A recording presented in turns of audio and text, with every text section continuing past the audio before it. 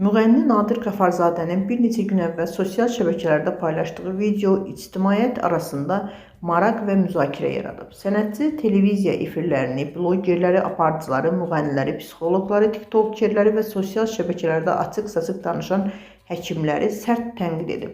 Müğənni əxlaqsızlığın yayılmasında onları günahlandırıb. O, həmçinin qadınların pis yola düşməsində kişiləri də günahkar hesab etdiyini açıqlayıb. Onun bu çıxışı bəzi şəbəkə istifadəçilərinin narazılığına səbəb olub. Müğənni Qaynarinfoya açıqlamasında sosial şəbəkələrdə belə insanların günü-gündən sayının çoxaldığını bildirib. Bu məsələdə hər kəs vətəndaş olaraq mövqeyini ortaya qoymalıdır. Əslində, bu mənim deyil, bütün vətəndaşların, xalqın problemidir. Buna görə təkcə Nadir Qəfarzadə deyil, hamı mübarizə aparmalıdır. Mən ailəmə cavabdehəm. Amma bugün hamı özünü düşünür. Bəs cəmiyyət, gələcək cəmiyyət, övladlarımız, qızlarımız, oğlanlarımız necə olacaq? Bu problemdə TikTok, Instagram və digər sosial şəbəkələrin günahı yoxdur. İnsan nədirsə, necədirsə, TikTokda da elədir.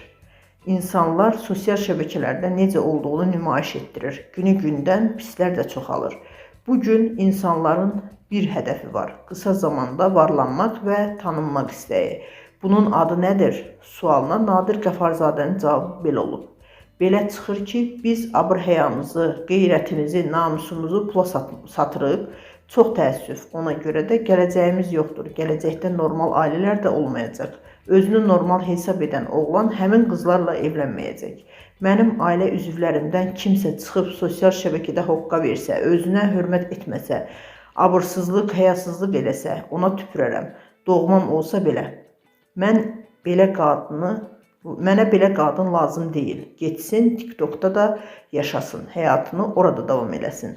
Onu nəslimin adından silərəm.